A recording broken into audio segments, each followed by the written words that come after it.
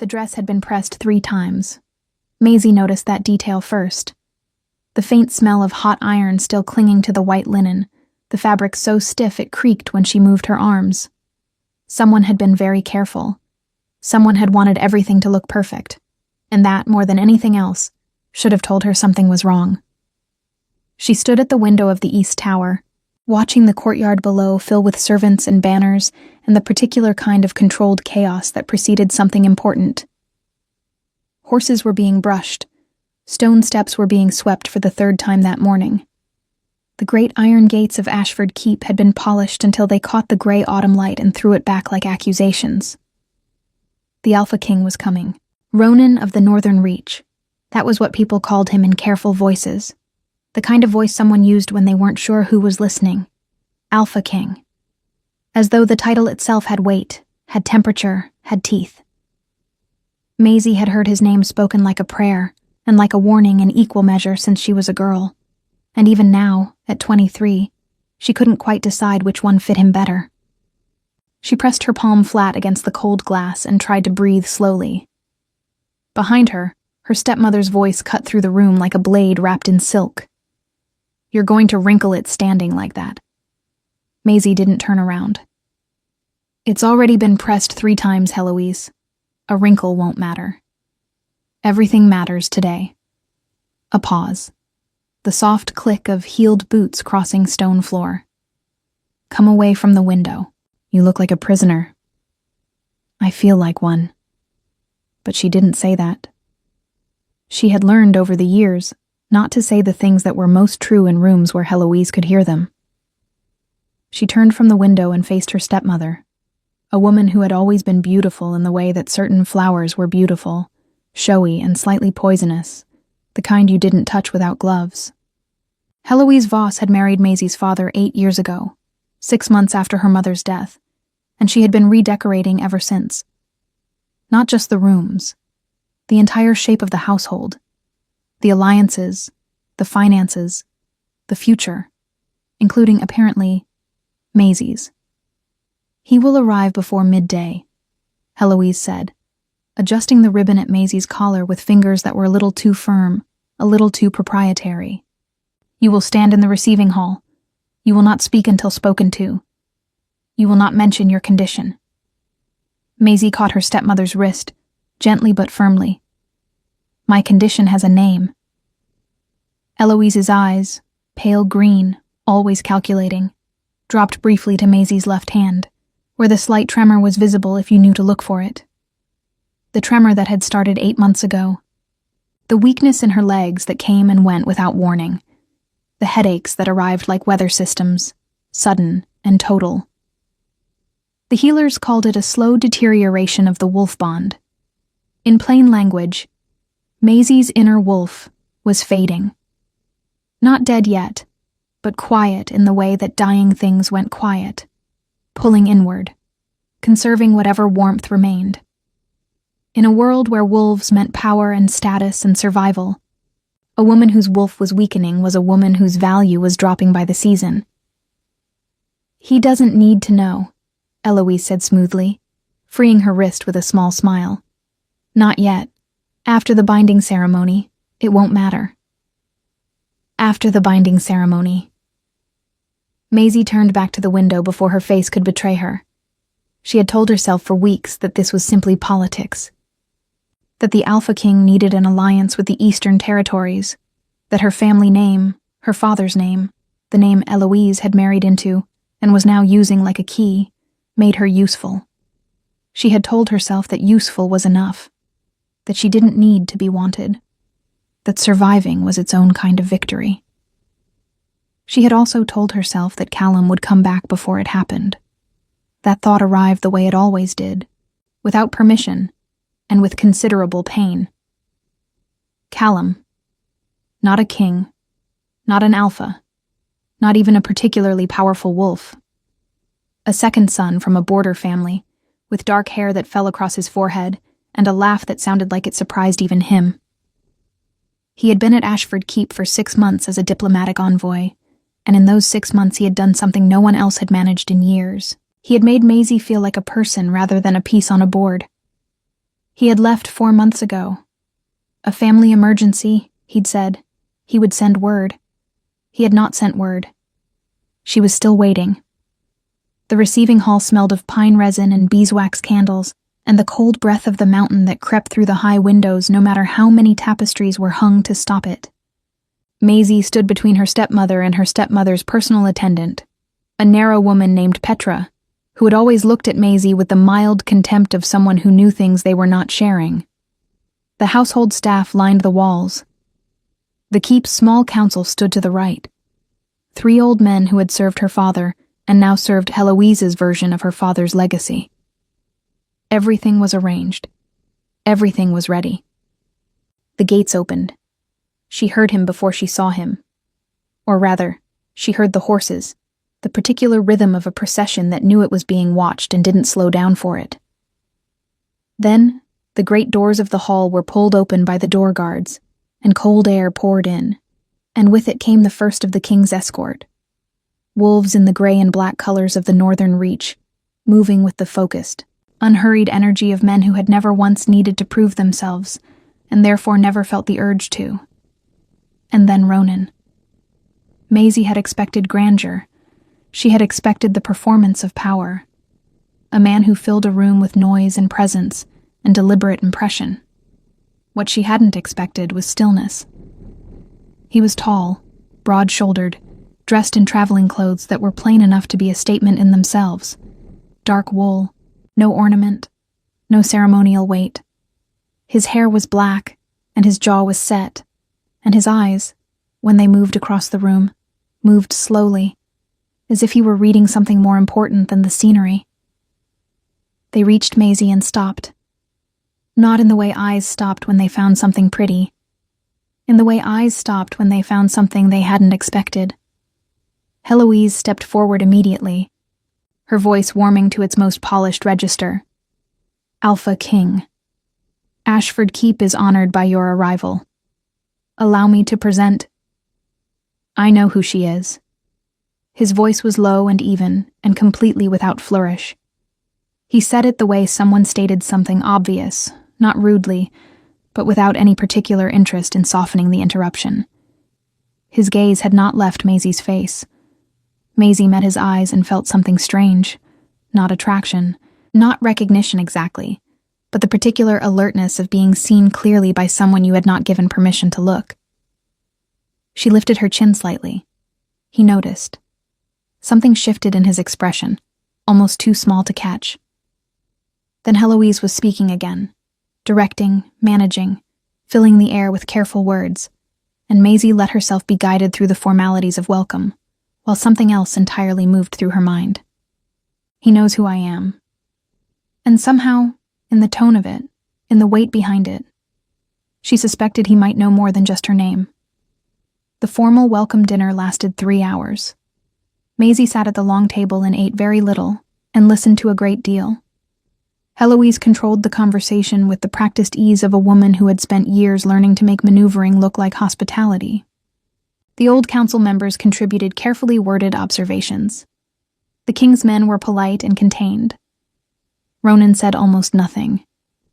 He ate with the composed efficiency of someone for whom meals were fuel rather than performance. He answered questions in complete sentences and did not elaborate. He asked twice about the eastern border situation, specific, strategic questions that cut through the diplomatic softening and got to what he actually wanted to know. The council members exchanged small glances when they thought no one was watching. Maisie was watching. She was also watching the king's second, a scarred wolf named Bryn, who sat at his left hand and who had, twice during the meal, leaned close to murmur something that made the king's expression change by approximately nothing.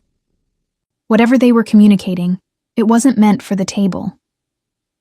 After dinner, she excused herself early, claiming a headache, which was for once completely true. The great staircase seemed longer than usual, and she held the railing and told her legs to cooperate, and they mostly did. She had almost reached the upper corridor when she heard it. Eloise's voice, from the small council room below. The door not quite fully closed.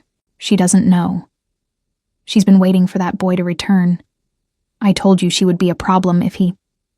And then another voice, male, one of the councilmen. If the king discovers before the ceremony... He won't. Eloise's voice, absolutely certain and absolutely cold. And even if he suspects, the binding will already be done. The Ashford lands pass to her on her 25th birthday. That is 2 years away. If she is bound before then, legal control transfers to the household head. That is me. That is all that matters. A long pause. And the boy? The councilman asked. A shorter pause. Callum Rest is not coming back, Heloise said. I made sure of that. Maisie's hand tightened on the railing until her knuckles went white. The headache cracked open behind her eyes like something breaking. Below, the door creaked slightly, and she pressed herself flat against the wall of the staircase landing, her breath coming in careful, controlled fractions. I made sure of that. 4 words. 4 words that rearranged everything she thought she understood about the last 4 months. Callum hadn't left. He hadn't gone silent by choice. He had been made sure of.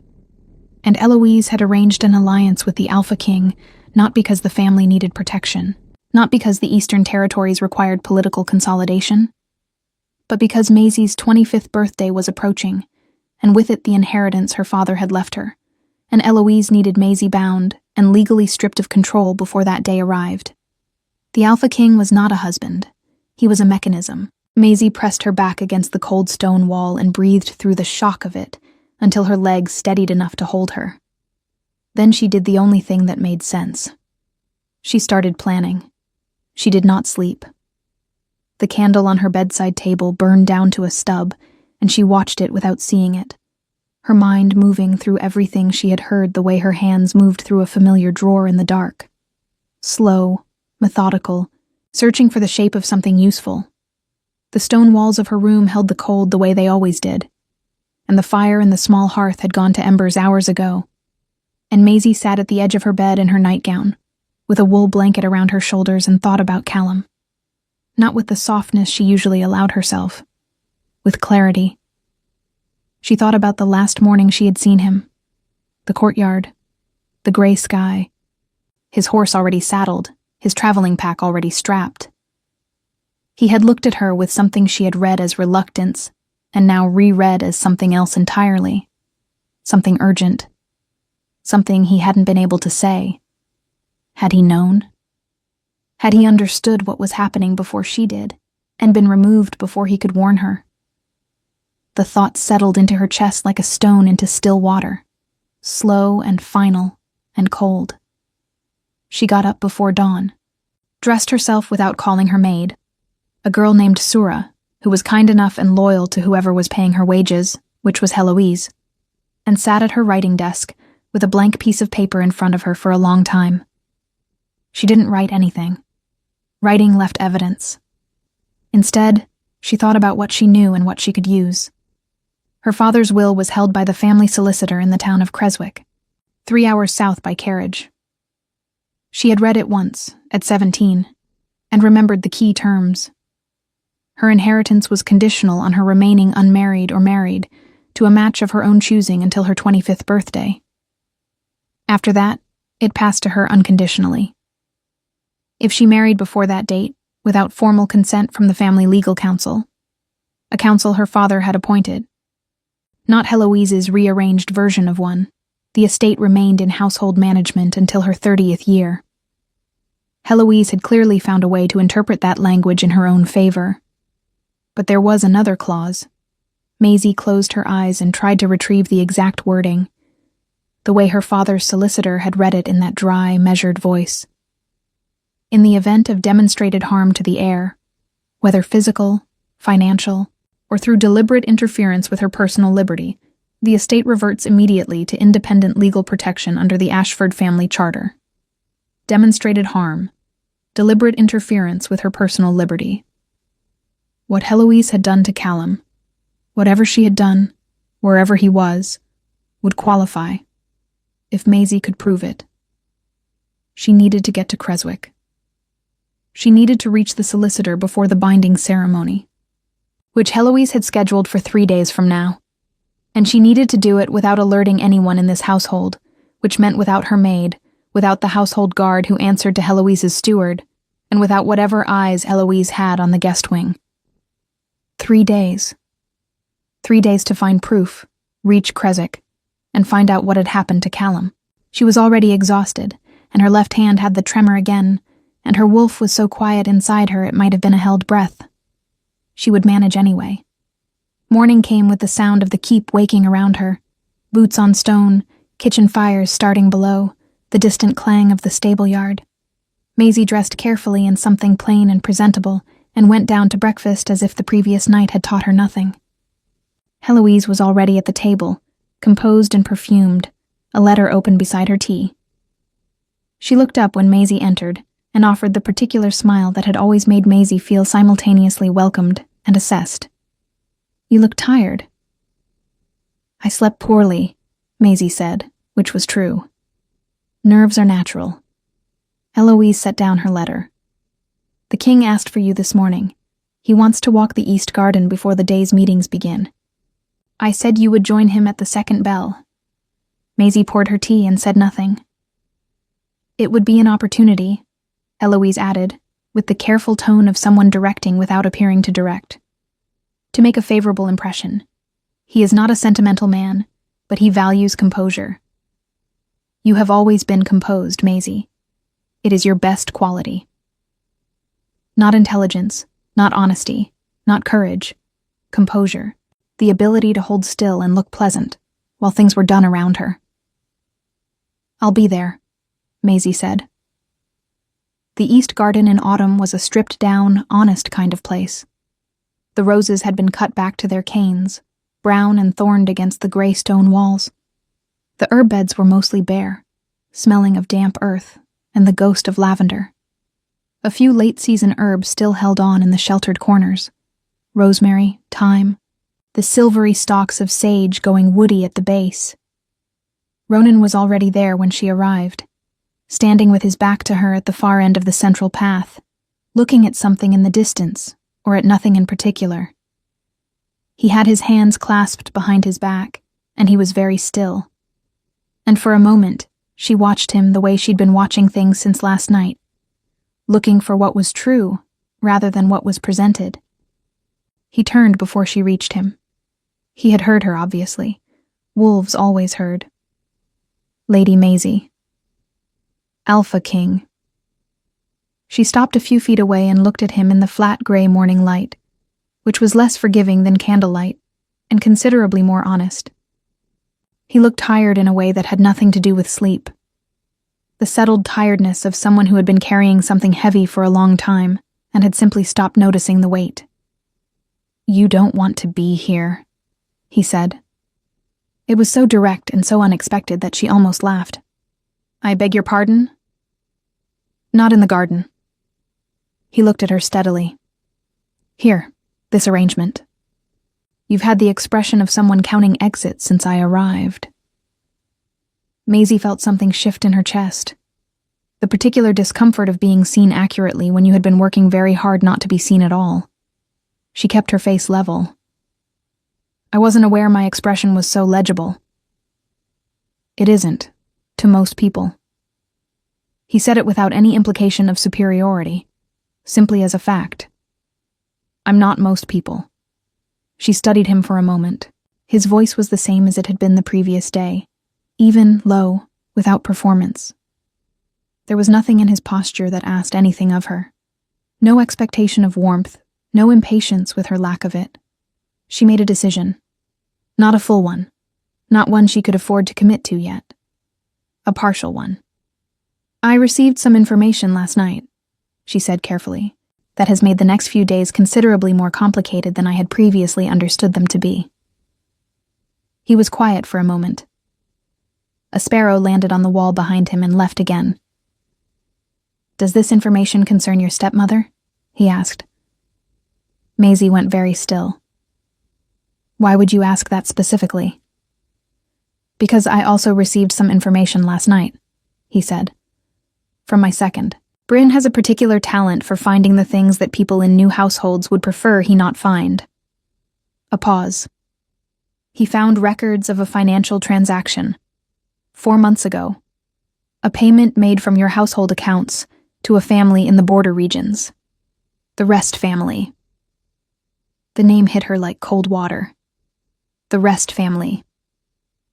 Specifically, Ronan said, a payment made in exchange for the permanent departure of their second son from the Eastern Territories, with a secondary clause. His jaw tightened slightly, ensuring he would not be in a position to correspond with anyone at Ashford Keep. Maisie heard her own heartbeat for a moment. Permanent departure, she repeated. What does that mean? He's alive, Ronan said. And the fact that he led with that, the fact that he understood immediately what she needed to know first, was something she filed away without quite knowing what to do with it yet. Confined to his family's estate under a debt arrangement. Your stepmother purchased the family's debts and called them in. Callum Rest can't leave, can't write, can't send word without defaulting on terms that would ruin what remains of his family. The garden was very quiet. Maisie looked at the bare rose bushes and breathed once, deliberately. She told the council he wasn't coming back, she said. Last night. I heard her. I didn't know the mechanism. Now you do. Why are you telling me this? She turned back to him. You came here for an alliance, for a binding ceremony in 3 days. Telling me this makes that considerably less likely to proceed smoothly. He met her gaze without flinching. I came here because I was told this was a willing arrangement. I was told the heir of Ashford Keep had agreed to the match and the terms had been settled. Something moved through his expression. Not anger exactly, but a kind of contained displeasure directed somewhere other than her. I don't build alliances on false foundations, and I don't bind myself to arrangements that were constructed by removing someone else. Maisie looked at him for a long moment. You knew before you arrived, she said slowly. Bryn found this before you left the north. He found the first thread. The full picture came together last night. He held her gaze. I came anyway, because I needed to understand what I was walking into. And now that you understand it. He was quiet for a moment. The cold morning air moved through the garden, carrying the smell of damp stone and the last of the rosemary. Now, he said, I think we should discuss what you actually need. Not what your stepmother arranged. Not what my advisors negotiated with people who had no right to negotiate on your behalf. His voice was level and completely serious. What you need, to protect yourself, to protect your inheritance. And, he added, after a brief pause, to help Callum Rest. Maisie had spent 4 months waiting for someone to come back. She had spent last night realizing that waiting was a trap. She looked at the Alpha King, this man she had expected to be a mechanism, and who was turning out to be something considerably harder to categorize, and felt something shift inside her. Not trust. Not yet. Too much had been done in the name of trust already, but the beginning of something. The first careful movement toward it. 3 days, she said quietly. The ceremony is in 3 days. If it proceeds, Heloise gets what she wants, and I have no legal ground to stand on afterward. Then we have 3 days, Ronan said, to make sure it doesn't proceed, not in the form she planned. They met again that evening in the Keep's small library, which was Maisie's territory, in a way that no other room in Ashford Keep had ever been. Her father had built the collection over 30 years, not for show, not for the impression of scholarship, but because he had genuinely loved books the way some men loved horses or hunting, with a quiet devotion that required no audience. The shelves ran floor to ceiling on 3 walls, packed with volumes on law, history, natural philosophy, wolf lineage records, and a considerable number of novels that her father had always pretended were her mother's. The room smelled of candle wax and leather binding and old paper, and the particular dusty warmth of a space that had been loved consistently over a long time. Ronan arrived without escort. That itself told her something. He looked at the shelves for a moment before he sat. A brief, genuine survey. not the performative glance of someone pretending interest. Then he settled into the chair across from her writing desk and placed a folded document on the surface between them. "The financial records Bryn found," he said. "A copy. The originals are secured with my second." Maisie unfolded it carefully. The document was dense. Columns of figures, dates, names rendered in a clerk's careful hand. She found the rest entry without difficulty. The sum was considerable, enough to purchase a family's silence and stillness for a very long time. "This is enough to demonstrate deliberate interference," she said without looking up. "There's a clause in my father's will. If harm or interference with my personal liberty can be demonstrated, the estate reverts to independent legal protection." "I know." She looked up at that. He continued without inflection. "I read your father's will before I came. The version filed with the regional charter office. Your stepmother's counsel has been working from an amended interpretation. The original language is considerably more protective of your position than they've been representing." "You read my father's will," she repeated. "I do not enter arrangements without understanding their full legal architecture," he said. "I also do not enter territories without understanding who actually holds power in them and by what mechanism." A pause. "Your stepmother holds influence. She does not hold legal standing. There is a difference, and she has been hoping no one with the authority to clarify that difference would look closely enough to find it." Maisie set down the document. "You've been preparing for this." "I've been prepared for several possible versions of this situation," he said. "The one I hoped not to find was the one I found." She was quiet for a moment, looking at the record of Heloise's transaction, at the neat figures that had purchased 4 months of silence and waiting, and slow, wearing grief. "I need to get to Creswick," she said. "The family solicitor. He holds the original will and the charter documentation. If I can reach him before the ceremony date and file a formal challenge to the Household Council's interpretation, it triggers an automatic legal review. During a legal review, no binding ceremony can proceed. It's in the charter." 3 hours south," Ronan said. "By carriage. Heloise controls the household carriages and the gate guard rotation. She doesn't control mine." He said it simply, as if it were obvious. "My escort traveled with 4 carriages. My men answer to me. The gate guard answers to whoever controls the keep, which is currently a matter of legal dispute, which means it answers to whoever has the most credible authority present." He looked at her steadily. "That is currently me." Maisie felt the strangeness of it again, the way he offered resources without offering them as gifts that required gratitude, without the implication of debt or ownership. He stated them as facts, as tools available to the situation, as if her access to them were simply logical. She was not accustomed to that. "Tomorrow morning," she said. "Early, before Heloise is managing the household." "The 4th bell," he agreed. "I'll have a carriage ready." She nodded. Then, because the silence that followed felt like it required something, and she was not sure what, she said, "Why?" He looked at her. "Why does this matter to you?" she said. "You came for an alliance. The alliance your advisors arranged would have given you access to the Eastern Territories without any of this complexity. If Eloise's plan had proceeded and you hadn't looked closely, you would have had a bound wife and a clean political arrangement and none of this trouble." She watched his face. "So why look closely? Why come to me with what Bryn found instead of simply proceeding?" The fire in the small hearth crackled between them. "Because a clean political arrangement built on someone else's suffering isn't clean," he said. "It's just a different kind of corruption." His voice hadn't changed its register, but something in it had settled further, become more deliberate. "I've spent 6 years dismantling the kind of power that operates by controlling what people know and removing the people they trust. I'm not willing to benefit from the same mechanisms I've been working to end." Maisie looked at him for a long moment. "That's a very principled answer," she said, and was surprised to hear something that was almost but not quite dry humor in her own voice. Something shifted at the corner of his mouth. Not quite a smile. The ghost of one, perhaps.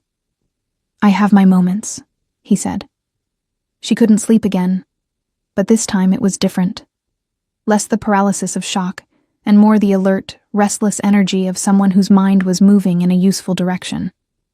She sat at her window with a blanket and watched the courtyard below where Ronan's escort had set up their camp alongside the keep's stables, and she thought about Callum. She thought about him with more honesty than she had allowed herself in months. She had loved him, she thought.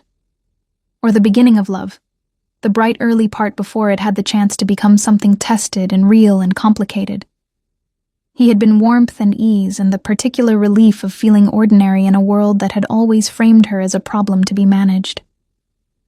With him, she had simply been Maisie, not the Ashford heir, not the girl with the fading wolf, not the stepdaughter who was tolerated for political utility. Just a person. Heloise had taken that from her, and Callum was alive.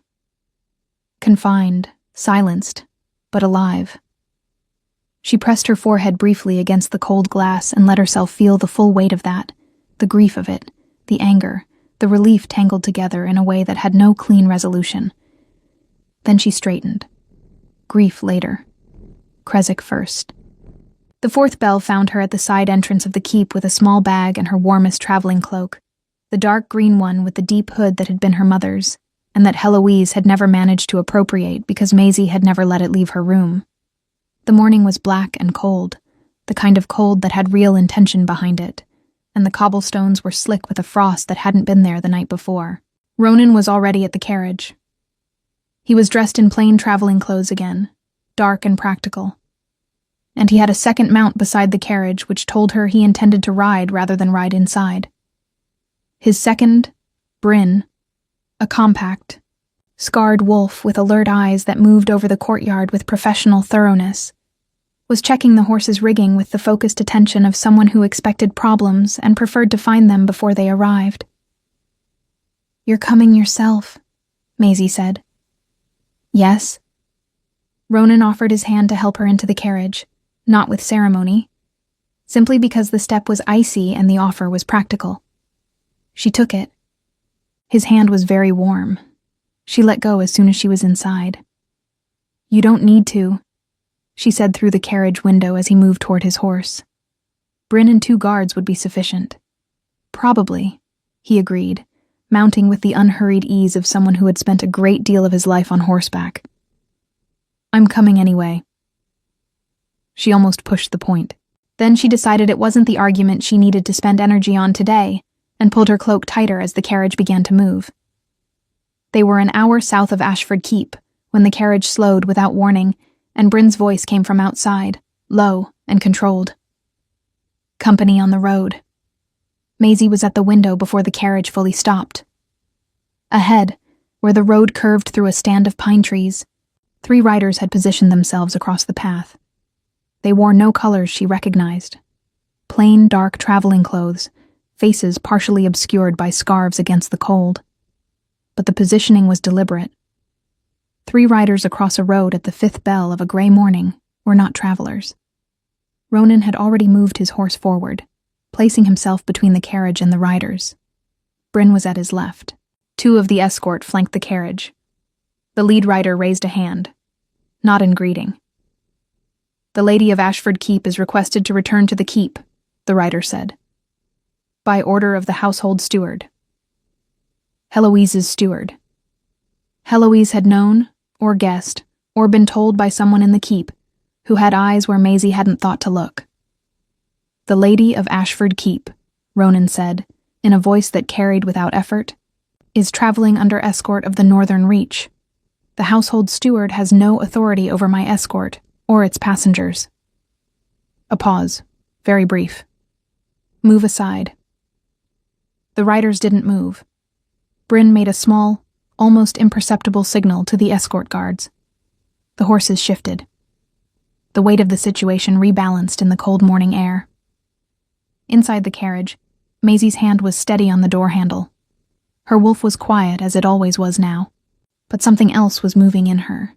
Not power, not strength exactly, but a kind of crystalline determination, the feeling of a person who has been maneuvered into too many corners and has finally decided that corners are only traps if you stay in them. If Heloise had sent riders to intercept her on a public road, it meant she was afraid. If she was afraid, it meant she knew what Maisie was going to find in Creswick. And if she knew what Maisie was going to find in Creswick, then there was something there worth finding. On the road ahead, the lead rider looked at Ronan for a long moment. Then slowly the 3 horses stepped aside. The carriage moved forward. Maisie let out a slow breath and watched the pines close behind them through the rear window, and thought about what kind of woman she was going to have to be for the next 2 days. A harder one than yesterday, she decided. She could manage that. The town of Creswick was the kind of place that had existed for a long time without feeling the need to announce itself. Its streets were narrow and well-worn, its buildings the color of old bone, its market square quiet on a morning this cold and this early. Smoke rose from chimneys in thin columns, and the smell of baking bread moved through the frost like something almost hopeful. The solicitor's office was on the far side of the square, above a cartographer's shop, up a flight of wooden stairs that announced every footstep. Maisie had been here once, at 17, in a black dress with her father's hand on her shoulder. She remembered the smell: old paper, sealing wax, the particular dry warmth of a room where important things were kept. The solicitor's name was Edmund Hale. He was a small, careful man with spectacles and ink-stained fingers, and the manner of someone who had spent 40 years being trusted with things that mattered, and had never once taken that trust lightly. When he opened the door and saw Maisie on his threshold, he went very still. Then he looked past her at Ronan, who had come up the stairs behind her, and his expression moved through several things quickly, before settling into a kind of careful professionalism. Lady Maisie.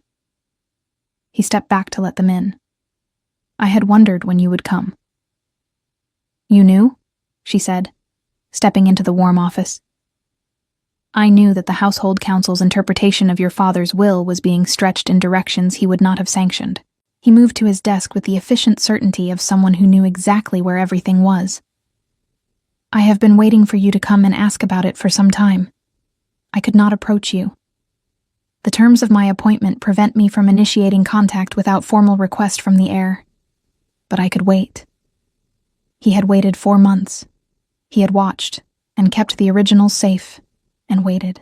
Maisie sat down across from his desk and felt something loosen slightly in her chest. I need to file a formal challenge, she said, to the household council's interpretation and to the proposed binding ceremony. I have evidence of deliberate interference with my personal liberty. She placed the document Ronan had given her on the desk. I need it filed under the Ashford family charter, triggering an automatic legal review. Edmund Hale took the document and read it with the focused attention of someone for whom reading carefully was a professional reflex. He turned one page, then another. His expression didn't change dramatically, but something in his posture shifted. A small tightening that told her what she was reading mattered in ways he had not fully anticipated. Where did this come from? He asked. My escort, Maisie said. The Alpha King's second located it in the household financial records. Edmund Hale looked at Ronan, who was standing near the window with his hands behind his back, not speaking, not inserting himself into a conversation that was between Maisie and her solicitor. Alpha King, Edmund said, with a careful nod that was not quite a bow, but acknowledged the weight of the title. Mr. Hale, Ronan said, with a nod that was equally precise. Edmund returned to the document. This is sufficient, he said after a moment. The payment to the Rest family, combined with the timeline relative to the proposed ceremony, constitutes deliberate interference under the Charter's original language. He was already moving to the locked cabinet behind his desk. I will file the challenge this morning. The legal review will be automatically triggered upon filing, which renders any binding ceremony legally void until the review is resolved. How long does the review take? Formally, up to 60 days. In practice, with evidence this clear, it could be resolved in 2 weeks. He withdrew a leather-bound portfolio from the cabinet and opened it on the desk. "I will also need your formal statement." "You'll have it." He began preparing the documents with the focused efficiency of a man who had been waiting to do exactly this. Maisie watched him and felt the shape of the next hour organizing itself. Signatures, statements, the dry procedural language of law that was, when it worked properly, one of the most useful things in the world. They were back on the road to Ashford Keep before midday. The return felt different from the departure, heavier in some ways, lighter in others. The challenge was filed. The ceremony could not legally proceed. Eloise's plan, the plan she had built over months with payments and pressure and careful manipulation, had a crack in it now, a real one. But Heloise would know something had gone wrong. The intercepted riders would have reported back. The absence of Maisie from the keep for an entire morning, traveling with the Alpha King's escort, would have told her enough. "She'll move," Maisie said, not really speaking to anyone, watching the road through the carriage window. "Yes," Ronan said from across the carriage. He had come inside this time. The morning was colder than it had been on the way out, and practical was practical. "She'll try to find a way to invalidate the challenge, dispute the authenticity of the evidence, claim the financial records were misrepresented, attempt to reframe the rest situation as an unrelated transaction. Can she succeed? Not quickly enough to matter." He looked at her steadily. "But she will try to create enough confusion to delay the review. Delay costs you time. Time is what she's always been managing." Maisie was quiet for a moment, watching the pines pass by. "She'll also go after the Rest family," she said. "If she realizes we know about Callum, she'll move to consolidate whatever hold she has on them. Tighten the terms. Make him less accessible." She looked at her own hands in her lap. The tremor was there, faint but present. He's still trapped. "He won't be for long." She looked at Ronan. "The Rest family debt," he said. "The amount she paid is significant but not beyond resolution. I can purchase those debts." Maisie stared at him. "You would do that?" "I'm already doing it," he said. "Bryn sent a rider from Creswick while we were with your solicitor. The offer will reach the Rest family before nightfall." She was silent for a long moment. Outside, the frost had mostly burned off the fields, and the light was trying, weakly, to come through the clouds. A farmhouse appeared and receded. A dog barked somewhere at nothing. "You keep doing things," she said finally, "without asking whether I want you to." Something shifted in his expression. "The debt purchase. I'm not objecting to it," she said. "I'm noticing it." She kept her eyes on his. "You move quickly. You make decisions and then tell me what you've decided. I'm trying to understand whether that's because you think I can't make them myself, or because you're genuinely trying to help." He held her gaze. "The latter," he said. "But your correction is fair." A pause. "In the future, I'll ask first." She nodded. It was a small thing. It shouldn't have mattered as much as it did. They arrived back at Ashford Keep in the early afternoon to find Eloise waiting. She was standing in the receiving hall with her steward and two of the old council members, and the expression of a woman who had been composing herself for several hours and was very nearly satisfied with the result. She looked at Maisie first, then at Ronan, and the calculation behind her eyes moved like water finding the fastest path downhill. "I hope the morning's excursion was productive," she said, with the particular warmth of someone who hoped nothing of the kind. "Extremely," Maisie said. A silence, the kind that had edges. "The Alpha King and I have some matters to discuss," Heloise said, her eyes moving to Ronan with a smile that was absolutely deliberate in its warmth. "The ceremony arrangements." "The ceremony is suspended," Ronan said. The smile stayed on Heloise's face with the fixed quality of something that had stopped being genuine and hadn't yet received the signal to leave. "I beg your pardon?" "A formal legal challenge has been filed with the Ashford family solicitor under the terms of the family charter," Ronan said. His voice was even and clear and entirely without drama. The challenge triggers an automatic review, during which no binding ceremony may proceed. This is a matter of law, not preference. The review will determine the status of the Household Council's authority and the validity of certain financial arrangements made in the last 4 months. Eloise's smile had gone. In its place was something colder and more honest.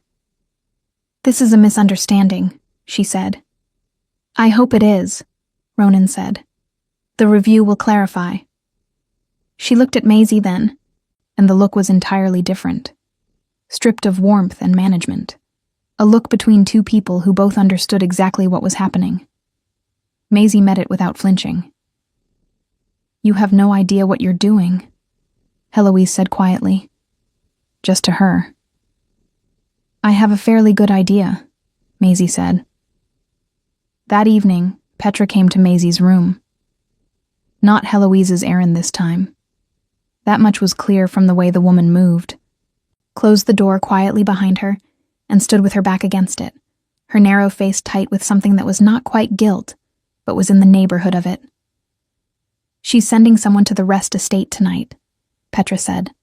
"Not to tighten the terms, to remove him entirely, somewhere he can't be found and can't be used as evidence in any review." Maisie felt the cold of it go through her cleanly. "How do you know this?" "Because she told the steward while I was in the room and she forgot I was there." A pause. "She forgets I'm there often. It has occasionally been useful."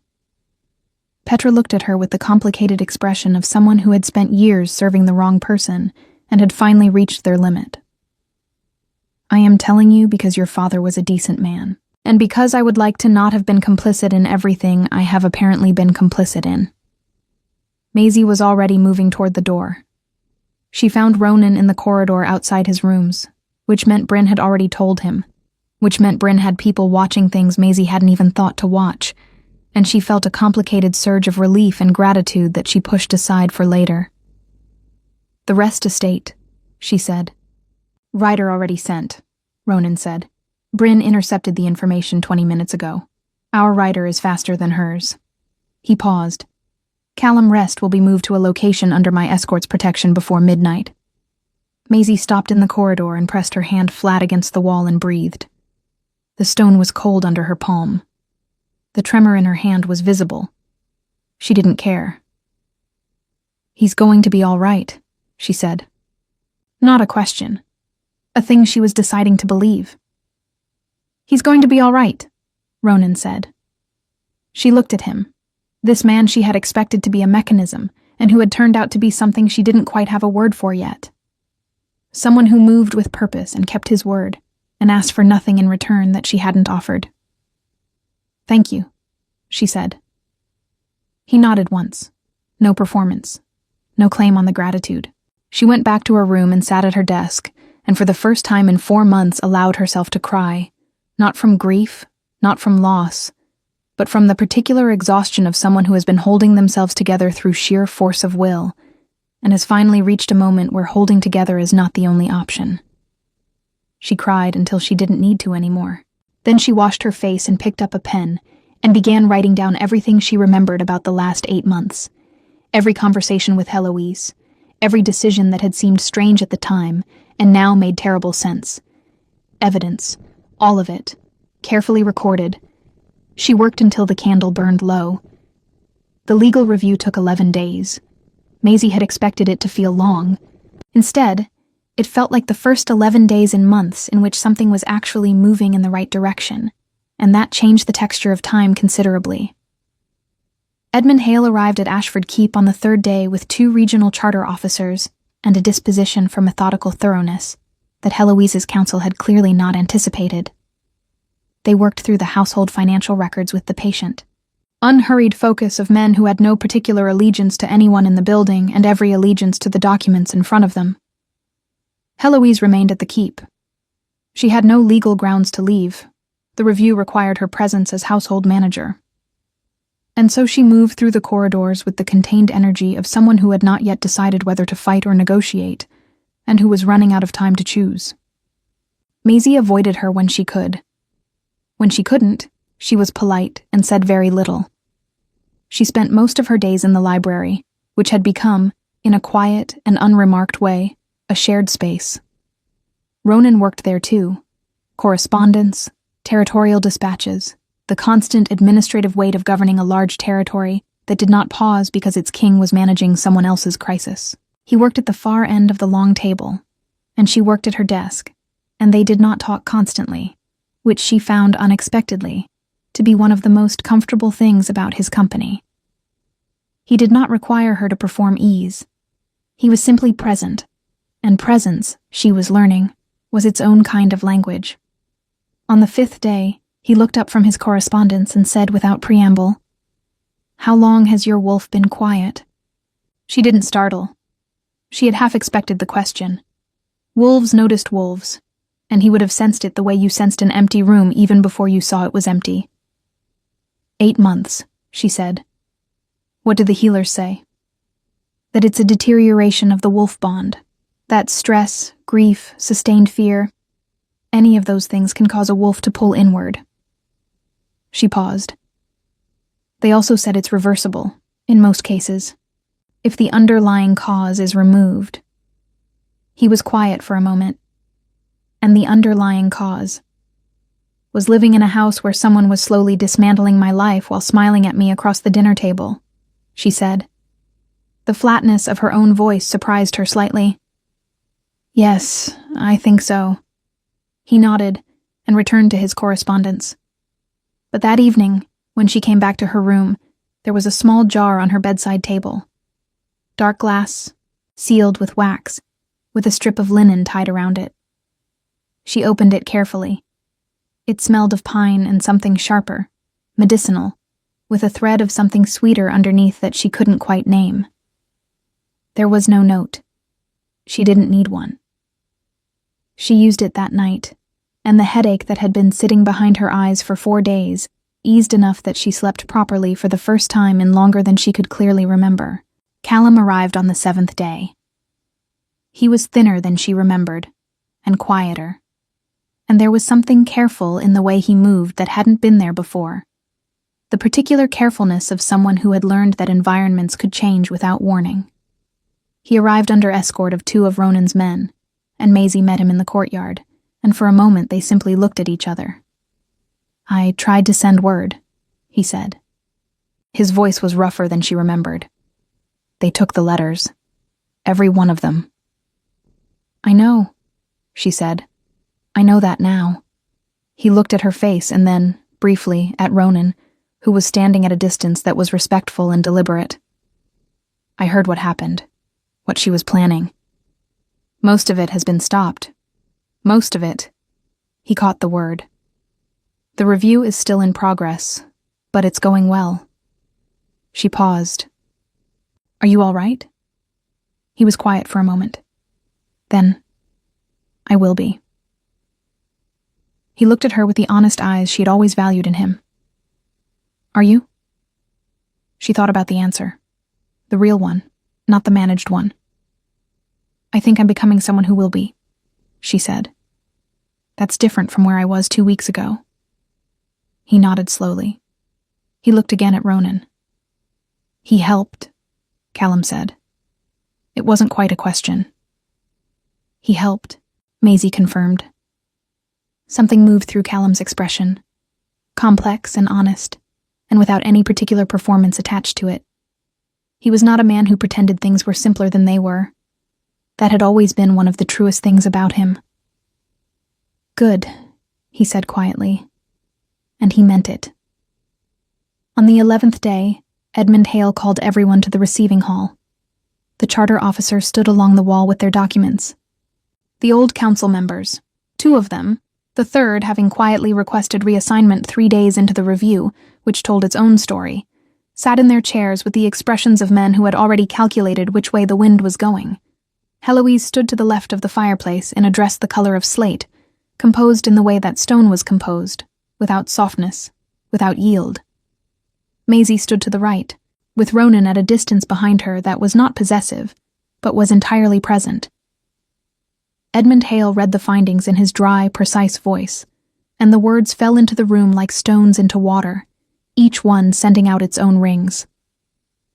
The household council's interpretation of the Ashford will had been made in bad faith. The financial transaction with the Rest family constituted deliberate interference with the heir's personal liberty as defined under the charter. The amended council, 3 members appointed by Heloise without charter authorization after her husband's death, had no legal standing. Their decisions, including the proposed binding arrangement, were retrospectively void. The Ashford estate reverted to independent legal protection effective immediately. A trustee appointed by the regional charter office would manage administrative functions until Maisie's 25th birthday, at which point full control would transfer to her unconditionally. Heloise Voss, as household manager operating outside her legal authority, was required to vacate the primary residence within 30 days, and was barred from any further financial management of the estate. The room was very quiet when Edmund finished. Heloise looked at Maisie across the space between them. Her composure was still there, technically, but it had the quality of something that was being maintained through considerable effort and would not last much longer. For a moment, Maisie looked back at her and felt the full weight of 8 years. The careful management, the slow erosion, the smiling and the planning and the payments made in the dark. She felt anger. She felt grief for her father, who had trusted badly and paid for it. She felt the strange lightness of a thing finally being named for what it was. She did not feel satisfaction exactly. She had expected to. Instead, she felt something quieter, the particular stillness of a person who no longer needs to fight because the fight is over. "You should go and begin your preparations," Maisie said to Eloise. 30 days is not as long as it seems." Eloise held her gaze for one more moment. Then she turned and walked out of the receiving hall, her heels precise on the stone floor, and did not look back. Petra stayed. She had offered her resignation that morning, and Maisie had declined it, because the woman had come to her room with information when it mattered, and that was not nothing. Sura, her maid, stayed also.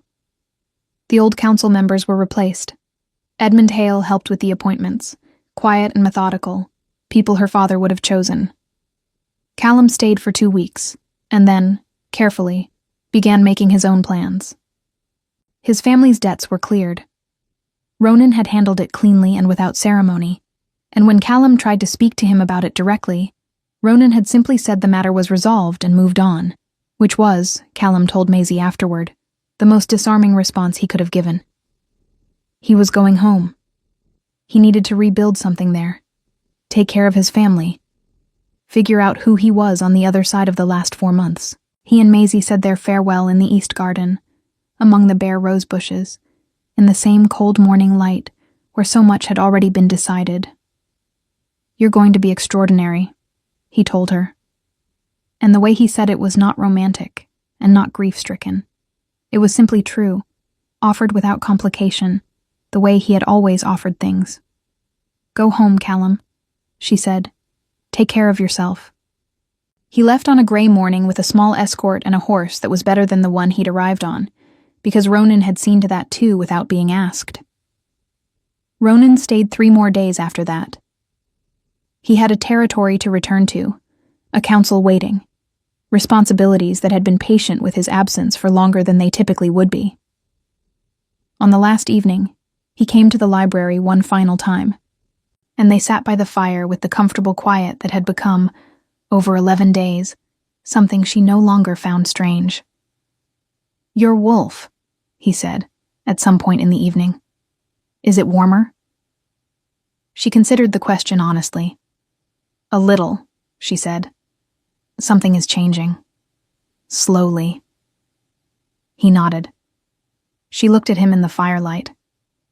This man who had arrived as a mechanism and left as something considerably harder to categorize, and who had never once asked her to be grateful, or soft, or anything other than what she actually was. "The alliance," she said. "The one your advisors were negotiating. The political arrangement." She paused. "I assume that's no longer relevant in its original form." "The original form was built on a false premise," he said, "so no. But the Eastern Territories and the Northern Reach still have interests that align. He looked at her with the steadiness that she had come to understand was simply how he looked at things he was thinking about seriously. They do. Then there are other arrangements, she said carefully. Legal, political, mutual. That don't require a ceremony. That could be built properly, over time, on a foundation that's actually real. She held his gaze. If that's something you'd consider. Something shifted in his expression. The ghost of a smile again, slightly more present than usual. I would consider it, he said. Good. She looked back at the fire. Then we'll begin there. He left the next morning. His escort assembled in the courtyard with their gray and black colors, and the carriages were loaded, and the horses were ready, and Ashford Keep stood solid and cold in the early light, looking more like itself than it had in years. Maisie stood at the top of the front steps. Ronan paused at the bottom of them, already in traveling clothes, already oriented toward the road. He looked up at her. Edmund Hale will have the draft charter amendment ready within the month, he said. I'll review it carefully, she said. I know you will. A pause. His eyes held hers for a moment with the particular quality of someone who was saying something that had no clean verbal form. Then he inclined his head, once, precisely, and turned toward his horse. Bryn, passing at the foot of the stairs, caught her eye briefly, and gave a nod that was small and dry, and somehow communicated everything. That his king was a difficult man to know, and a reliable one to have on your side, and that in Bryn's considered professional opinion, this was not the last time she would see either of them. She watched the procession move through the gate.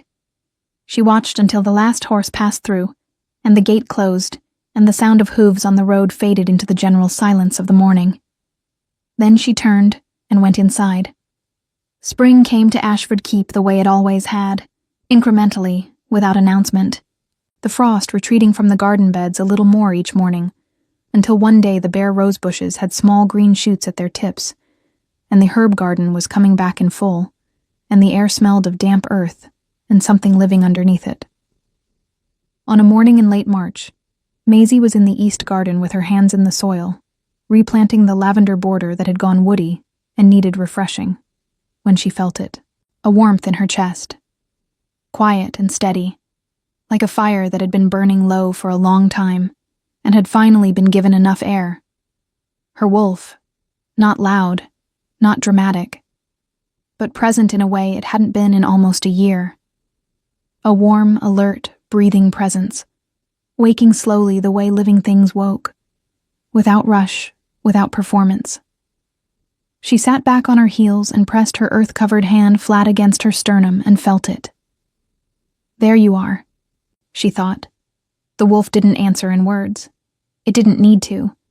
It was simply there, warming the space it had always been meant to occupy, coming back to her in the way that things came back when the conditions that had driven them away were finally, truly, gone. She stayed in the garden for a long time after that, working steadily, her hands in the soil, the spring light moving across the stone walls. The charter amendment arrived in April. It was thorough and fair, and written in language that her father would have approved of, careful, precise, balanced in the way that good agreements were balanced, protecting both parties, rather than leveraging one against the other. She read it twice, made 2 small changes, and sent it back with her seal. The response came in May, with a second document, a formal proposal for a political council between the Eastern Territories and the Northern Reach, to meet twice yearly, to manage shared interests and address disputes through established process. It was signed by Ronan in his precise, minimal hand. At the bottom, below the official signature, in the same hand but smaller, less formal, were 4 words that were not part of any political arrangement. The roses will be in bloom. She read it 3 times. Then she smiled, small and private, and entirely her own, and set the document on her desk. She wrote back the same day. He arrived in June, when the roses were in bloom. Not with a full escort this time. A smaller party, 6 men, practical and quiet. Not an arrival designed to impress. Just a man coming to a place he had been before, in the right season, at the time he had indicated. Maisie met him in the East Garden, because that was where she had been, and because it was the truest room the keep had, and because she was no longer in the business of performing welcome for people she had already welcomed. He looked at the roses, and then at her. She looked at him and felt the warmth in her chest, the quiet, steady presence of her wolf, and the particular clarity of someone who has been through something very difficult and come out the other side knowing exactly who they are. "The Charter Council meets in August," she said. "It does," he said. "There's a great deal to discuss." "There is." She looked at him in the June light, which was honest and warm and entirely without agenda. "I'm glad you came back," she said. "Not as a political statement, not as a performance, simply as the truth, offered plainly, the way truth should be offered when you have finally stopped being afraid of it." He held her gaze with the steadiness that had always been simply how he was. "I said I would consider it," he said.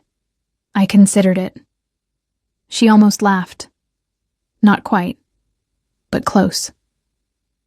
They walked the garden together in the morning light, the roses in full bloom against the old stone walls, the lavender border newly planted and already taking hold, the herb beds full and fragrant with the smell of rosemary and thyme and the clean green scent of things growing in good soil. They talked about the Charter and the Council and the Eastern Territories and the practical realities of two regions learning to trust each other, and they talked about smaller things too, the kind of smaller things that existed in the spaces between important ones. Ashford Keep stood behind them, solid and old, and entirely its own. And Maisie, who had stood at a window in a pressed white dress watching a courtyard full of careful performance, who had heard 4 words in the dark that rearranged her world, who had run and planned and fought and grieved and come through all of it without losing the thread of who she was, walked in her own garden in June, with her wolf warm in her chest, and her hands free, and her name belonging to no one but herself. She had not merely survived. She had come home.